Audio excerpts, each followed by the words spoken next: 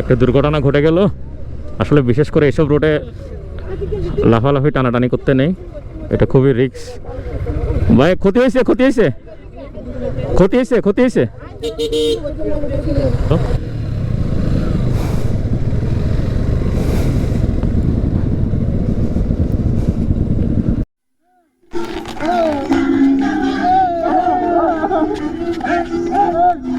Hello guys, welcome to Abdur Rahim blog. আজ আপনাদের সাথে এক্সপ্লোর করব কাপ্তাই প্রশান্তি পার্ক থেকে আসাম বস্তিতে যাওয়ার পাককালে ঘটে যাওয়া সব ঘটনা। অতএব আশা করছি স্কিপ না করে পুরো ভিডিওতে সাথে থাকবেন আর লাইক কমেন্ট শেয়ার করে পাশে থাকবেন। চলুন শুরু করা যাক। দুপুরের খাওয়া শেষ, আমরা এখন রওনা হলাম আসাম বস্তির উদ্দেশ্যে। আমি গাড়ি চালাই আর আপনারা ভিউগুলো উপভোগ করুন। আমরা ট্যুরের সবাই এখন সারিবদ্ধভাবে বাইক চালাচ্ছি, আসাম বস্তির উদ্দেশ্যে রওনা হলাম।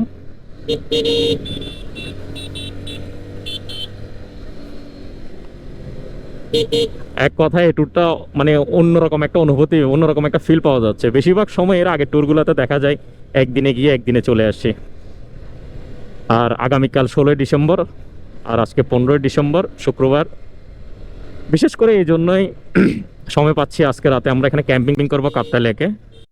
আসলে কি যে ভিউগুলা, এই আনন্দ আসলে বলে বোঝানোর কোনো ভাষা নেই। আপনারা তো ভিডিওতে দেখছেন, কিন্তু সামনাসামনি যে আর কত সুন্দর সেটা না আসলে বুঝতে পারবেন না।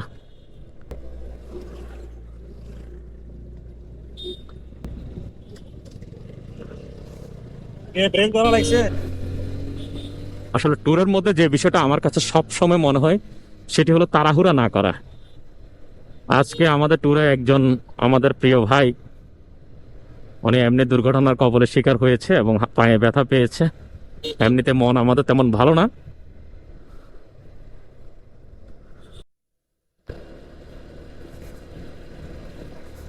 আরে আসাম বস্তি তো আসে না, আসাম বস্তিতে শুধু যেতে আসি, আসাম বস্তি আসাম বস্তি।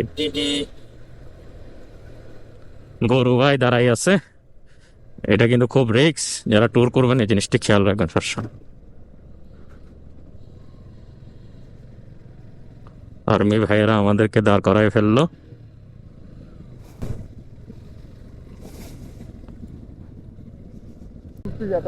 ওয়াও, এইসব রোড গুলাই খুঁজি ট্যুরে আসলে, পাহাড়ে আসলে। I love it.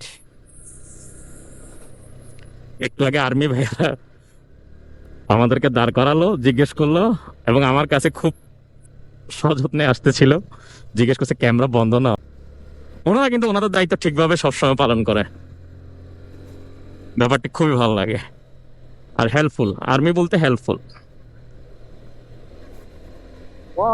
ওয়াও, এই আনন্দ বলে শেষ করা যাবে না।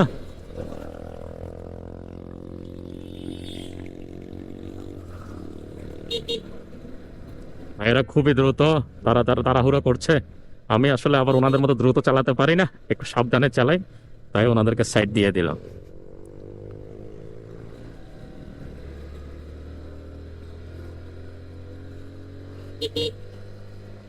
আমি মনে করি আসলে পাহাড়ে আপনি এখানে বলতে যেখানে ঘুরতে যান ওখানে স্লোলি চালানোটাই সবচেয়ে বেটার। আমার ভাগিনা ওগুলোর জন্য টেনশন করতেছি, ও এসব রোড তো চালায় না গাড়ি। ও পিছনে আছে রোড। আসলে আসাম বস্তিতে আমি প্রথম এসেছি, কিন্তু অ্যাকচুয়ালি কিন্তু দেখার মতো একটি রোড। ভিউটা মিস হবে না আসাম বস্তি। জমকি মিকো রিসোর্ট স্বাগতম আমাদেরকে জানালো, কিন্তু দুঃখের বিষয় আমরা থাকতে পারলাম না, কারণ আমাদের প্রশান্তি পার্কের রুম বুকিং আছে। আহা, কর্নারিং কর্নারিং কর্নারিং, বাইক চালানোর মজা হলো এখানে কর্নারিং। আপনারা যারা এখনো আসাম বস্তি আসেন নাই অবশ্যই এসে ঘুরে যাবেন। আর আসাম বস্তি রোডগুলোতে একটু সাবধানে গাড়ি চালাবেন, কর্নারিংটা একটু সাবধানে করতে হবে এখানে, বিশেষ করে এটাই। আমার গরম রাইডার ব্রাউন বাইকার ফোনে বলছে স্লো চালালে হবে নাকি, আমি কিন্তু অ্যাকচুয়ালি স্লো চালাই।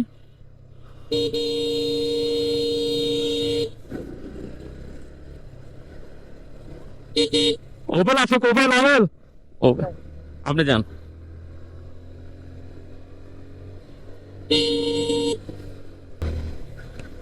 কি বলবো এই জায়গার কথা, যতই যাচ্ছি রাস্তার সামনে ততই মুগ্ধ হচ্ছে। আর বিশেষ করে এই রাস্তার বর্ণনা করে শেষ করা যাবে না। I love it, I love it. একটা দুর্ঘটনা ঘটে গেল। আসলে বিশেষ করে এসব রোডে লাফালাফি টানাটানি করতে নেই, এটা খুবই রিস্ক। ভাই ক্ষতি হয়েছে, ক্ষতি হয়েছে, ক্ষতি হয়েছে, ক্ষতি হয়েছে, ক্ষতি হয় নাই তো না? আচ্ছা আচ্ছা, ওকে, আচ্ছা, জি জি, আলহামদুলিল্লাহ কিছু তো হয় নাই, কিছু তো হয় নাই না, আলহামদুলিল্লাহ। আমাদের কেউ পড়ছে, দেখি দেখি। এ টানাটানির দরকার নাই, টানাটানির দরকার নাই, আস্তে আস্তে আস্তে আস্তে। আমাদের কে বসছে? আমাদের কিছু হয়েছে? কারো কিছু হয়েছে? এ টানাটানির দরকার নাই, আস্তে আস্তে যান, দরকার নাই। আমি জায়গা দিয়ে দিচ্ছি, আমি জায়গা, আমি এসব রোড টানি না, আমি টানি না, আমি স্লোলি চালাই। হ্যাঁ না না, এখানে কেমনে, এখানে কোনো রিক্সি রোড নাই, এগুলো দরকার কি? 30 সেকেন্ড আগে আমি বলছি গুলো কি আমাদের গ্রুপে এইসব রোড 100% রিক্সি রোড। এখানে হিসাব করে গাড়ি চালাতে হবে, দরকার 50-এ চালান, 60-এ চালান, আপনি আপনার মতো করে চালান, দরকার নাই। তো আমি তো এটা বুঝি, ওরা যেভাবে টানছে। হ্যাঁ হয়ে গেছে। হ্যাঁ এই সবাই একটু, সবাইকে বলে দেন আস্তে আস্তে, তারা ওর দরকার নেই। দেখেন না আমি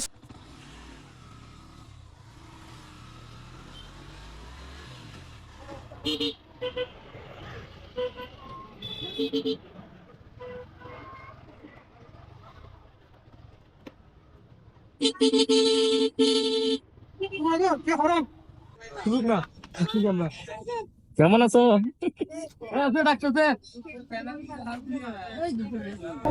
ভিউটা অসাধারণ।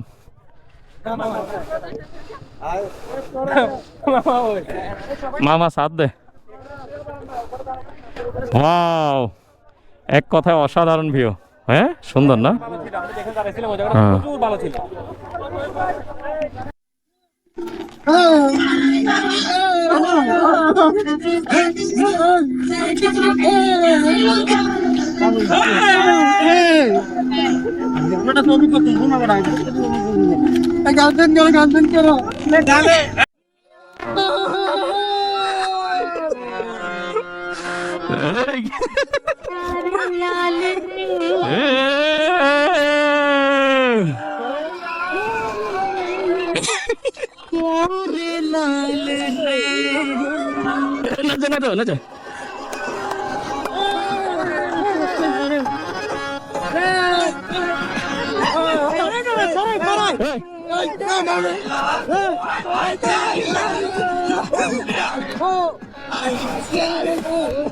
না